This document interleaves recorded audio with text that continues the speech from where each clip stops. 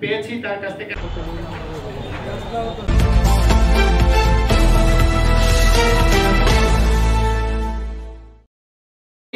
এবং তাৎক্ষণিকভাবে তল্লাশি করে ট্রাকের সিটের নিচ থেকে আমরা 4টি রামদা, 1টি কাটার, 1টি লোহার পাইপ, 2টি রড সহ আমরা উদ্ধার করতে সক্ষম হই। যে দেশীয় অস্ত্রগুলা তারা ডাকাতির কাজে ব্যবহার করবে বলে প্রাথমিকভাবে স্বীকার করেছে।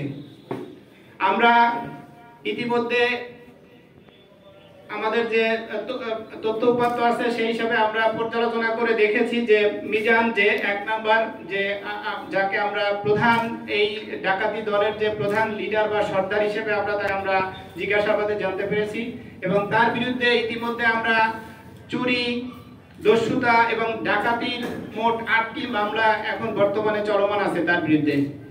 এছাড়াও তার বিরুদ্ধে সাজা ওয়ারেন্ট সহ অন্যান্য ওয়ারেন্ট এখনো পর্যন্ত মুলতবি আছে বিভিন্ন থানাতে, সেগুলো আমরা সবই পর্যালোচনা করছি। ইয়াদ আলীর বিরুদ্ধেও ডুমুরিয়া থানাতে একটি মামলা আছে, সে 164 এর স্বীকারোক্তিমূলক জবানবন্দিতে তার নাম আসছে। সুতরাং এই সংঘবদ্ধ ডাকাত দল এই অন্যান্য যে সদস্য আছে যারা পালিয়ে গিয়েছে তাদের সম্পর্কেও জিজ্ঞাসাবাদ করে আমরা বিস্তারিত তথ্য সংগ্রহ করেছি। আমরা অচিরেই তার এই যে যারা তাদের সাথে সহযোগী হিসেবে ছিল তাদের সকল আসামিকে আমরা আইনের আওতায় আনবো। এই ঘটনায় সোনাডাঙ্গা থানা পুলিশের মামলা গ্রহণ প্রক্রিয়াধীন, আর অন্যান্য যে সমস্ত কার্যক্রম আছে আইনি সেই সমস্ত কার্যক্রম শেষ করে আমরা তাদেরকে বিজ্ঞ আদালতে সোপর্দ করব এবং আবারও তাদেরকে রিমান্ডে এনে এই পুরো চক্রকে আমরা ডিটেক্ট করব। আজকের এই অনুষ্ঠানের মাধ্যমে আমরা নগরবাসীকে বলতে চাই যে খুলনা নগর পুলিশ নগরীর জানমালের নিরাপত্তা, চুরি, ডাকাতি, ছিনতাই প্রতিরোধে সর্বোচ্চ পেশাদারিত্বের সাথে দায়িত্ব পালন করে যাচ্ছে। আপনারা আমাদেরকে সহযোগিতা করলে নগর জীবনের স্বস্তি এবং শান্তি আনতে আমরা সক্ষম হব। আপনারা আজকে ধৈর্য ধরে আমাদের এই মিডিয়া ব্রিফিং এ হাজির হয়েছেন, আমাদেরকে শুনেছেন। আপনাদের সবাইকে খুলনা মহানগর পুলিশের পক্ষ থেকে শুভেচ্ছা এবং অভিনন্দন। ধন্যবাদ। আচ্ছা, এই মিজান কি ডাকাত দলের কি প্রধান? এই যে গ্যাং যে দলটা এসেছিল সেই দলটা বেসিক্যালি তার নেতৃত্বে এসেছে, সে হচ্ছে এই দলের লিড দিয়েছে। কতজন ছিল? 6 থেকে 7 জনের কথা বলেছে তারা, বাট আমরা 2 জনকে অ্যারেস্ট করেছি। বাকিদের নাম ঠিকানা জোগাড় করে আমরা তাদেরকেও অ্যারেস্ট করার জন্য আমাদের যে অভিযান সেটা অব্যাহত আছে। আন্তজেলা এবং তাদের টার্গেট ছিল খুলনা মহানগরী, সোনাডাঙ্গা এবং হরিণটানা, এই 2টা থানার যে কোনো একটা জায়গাতে তারা ডাকাতি করবে এরকম প্রস্তুতি নিয়েই তারা আসছে। কোন স্পটে করবে এটা বলি না, আরো জিজ্ঞাসাবাদ বাকি আছে।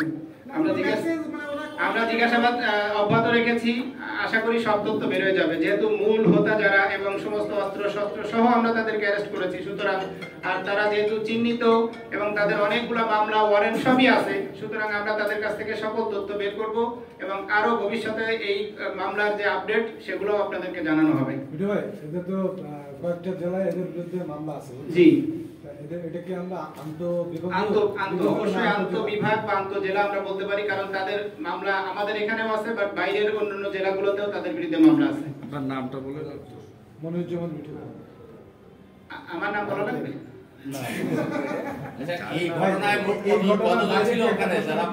আচ্ছা, আমাদেরকে তারা বলছে তাদের সহযোগী হিসাবে 6 থেকে 7 জন ছিল। প্রাথমিকভাবে আমরা এটাই পেয়েছি। 2 জনকে অ্যারেস্ট করেছি, বাকি তাহলে 5 থেকে 5 জন আমরা ধরে নিতে পারি, 5-6 জন হতে পারে। আমরা কোনো আগ্নেয়াস্ত্র তো দেখছি না, আগ্নেয়াস্ত্র কি ছিল তাদের সাথে? আগ্নেয়াস্ত্রের কথা এখনো পর্যন্ত তারা স্বীকার করে নাই, বাট আমাদের আরো বিশদ জিজ্ঞাসাবাদ এখনো করতে হবে তাদেরকে, যেহেতু তারা অনেকগুলা মামলার আসামি, অনেকগুলা ওয়ারেন্ট পেন্ডিং তাদের নামে, নিশ্চয়ই তাদের কাছে আরো কোনো তথ্য থাকতেও পারে। আমরা প্রাথমিক তথ্য যেটুকু পেয়েছি আপনাদেরকে জানালাম, আরো বিস্তারিত অনুসন্ধানের সকল তথ্য আমরা বের করব। এই ডাকাত দলের সদস্যরা কি এই ট্রাক্টর মালিক নাকি? মালিকানা যাচাইয়ের বিষয়ে আমরা এখনো পর্যন্ত আগাতে পারিনি, কালকে রাতের ঘটনা এটা, যেহেতু মালিকানা অবশ্যই যাচাই করব, যাচাই করে প্রকৃত মালিককে বা কিভাবে এটা আসছে এটা সবকিছু আসলে একটু সময় সাপেক্ষ ব্যাপার, আমরা কাজ করছি এইসব বিষয়গুলো নিয়ে। আচ্ছা, শহরে বিভিন্ন জায়গায় আমরা যখন শুনি যে দোকান বা ব্যবসা প্রতিষ্ঠানে তালা ভেঙে যে ডাকাতি হয়, ট্রাক সামনে রেখে, এরা কি সেই ধরনের ডাকাতের পার্টি কিনা? হ্যাঁ, সেটাও আমরা জিজ্ঞাসাবাদ করব। জিজ্ঞাসাবাদ এখনো পর্যন্ত বিস্তারিত তথ্য জানা যায়নি, কারণ আপনারা দেখতে পাচ্ছেন যে এখানে কিন্তু কাটার একটা মেশিন আছে, কারণ এটা দিয়ে অনেক সময় গ্রিল বা বিভিন্ন দরজা তালা এগুলো কাটার কাজে ব্যবহার করা হয়। তো যেহেতু আমরা কালকে রাতে অনেক রাত পর্যন্ত অভিযান করেছি, তারপরে তারা কিছুটা শারীরিকভাবে অসুস্থ আছে, সুতরাং বিস্তারিত তথ্য, সকল তথ্য, কারণ এটা একটা বড় জ্ঞান, বড় একটা টিম যারা কাজ করেছে, তো সুতরাং সবাইকে ব্যাপকভাবে জিজ্ঞাসাবাদ না করলে আরো বিস্তারিত যে তথ্যগুলো সেটা আসলে বের করা সম্ভব না। ধন্যবাদ। আর সবকিছু পাবেন, এটা ছবি নেন, আসামিরা রেডি, আপনারা সেটাও পাবেন। তাহলে আমরা আজকের মধ্যে এখানে আমাদের যে মিডিয়া ব্রিফিং সেটা এখানে। আপনারা দেখলেন খুলনা সোনাডাঙ্গা মডেল থানা কম্পাউন্ডে আজ 23শে জানুয়ারি আন্তঃজেলা ডাকাত গ্রেপ্তার সংক্রান্ত প্রেস ব্রিফিং করলেন কেএমপির উপ পুলিশ কমিশনার শেখ মনিরুজ্জামান মিঠু। আমি আপনাদের সঙ্গে ছিলাম সর্দার বাদশাহ।